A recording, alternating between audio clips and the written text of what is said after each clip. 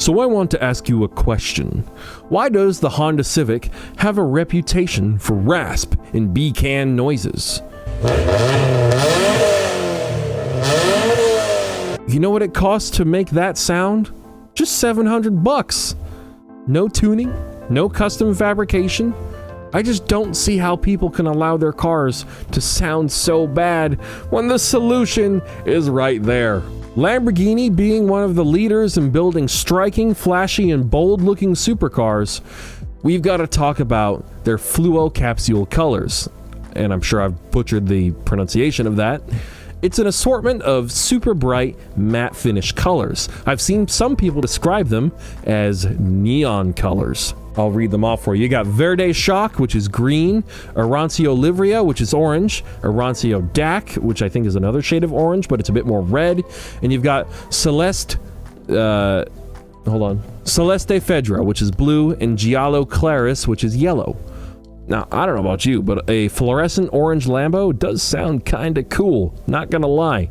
Arancio DAC also looks pretty cool because it looks more red than orange, which is different from what I'd expect with the typical orange Lamborghini colors. This is going to be an interesting video given my current affiliation with Nissan, the GTR T-Spec. You see, I had to do a bit of searching to confirm what the T in this trim level means. I would have thought maybe it was paying homage to Hiroshi Tamura, similar to how everyone believes the M in M-Spec of the old R34s stood for Mizuno. But no. It doesn't stand for Tamura. I actually pulled the following quote from a Speed Hunters article. The name T-Spec represents the GTR's philosophy of leading and shaping the times and is inspired by the words trend and traction. As a trend maker, the GTR is created to always be ahead of the times and the car's ability to drive with robust grip. A key characteristic engineers have always worked hard on. Make it a traction master. Well, apart from the kind of kooky name and the kind of cool looking emblems, I suppose, what do you get with your $140,000 T-Spec GTR? Well, some really cool looking aftermarket style raised wheels, midnight purple and millennium jade paint options, you got Mori green interior elements, and a quilted Alcantara headliner. Now, if you could get all that with the current Nismo exterior, that's the perfect car, especially in Millennium Jade. That would actually be genuinely sick. I just always go back and forth with the R35 GTR. I just love the R34 more, but I gotta move on and talk about this. The Nismo trim of the R35 GTR has an $80,000 higher starting price than the normal GTRs, sitting right at a cool $221,000. That's a bit much for me, but the package for the current GTR. Actually, here's an interesting thing that we should talk about with the R35, where the value hasn't actually changed. So, 2008 Nissan GTR MSRP. I looked this up earlier, I just didn't write it into the script. $69,850 in July of 2008. Let's just say $70,000 US dollars from 2008 to today. $70,000 in 2008 is about $102,000 today. Nissan GTR MSRP today, it starts at 122. No, that's not correct. Does it start at 122? I thought it started at like 105. It starts at 121. Look, even with that, I get it. Money just isn't worth what it used to be as well. That's kind of also the problem. We all thought the M in M-Spec and M-Spec nerds stood for Mizuno, right? We all thought that. In fact, we all knew it. Well, apparently, that's wrong. The reason why I believe we may have been wrong all these years is because someone named Captain Bradford on Instagram showed me a couple of magazine pages containing reprints of articles from when the M-Spec was new.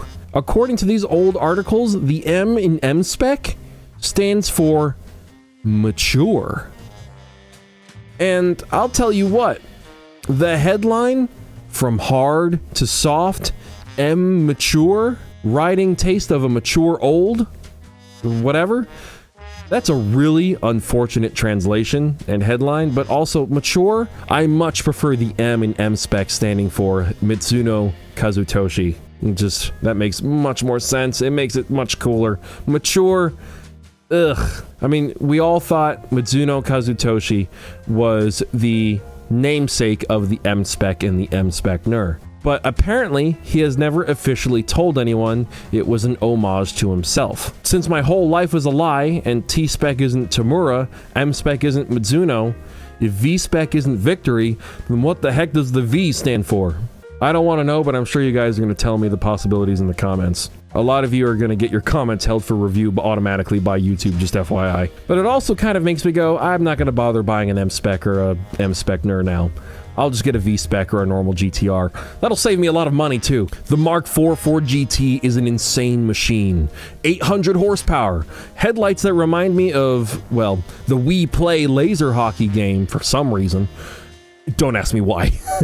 And it's also got doors that go up. And I love the overall design. This contradicts what I said earlier, but the aero discs look really cool, actually. They found a way to pull it off. And of course, the insane wing.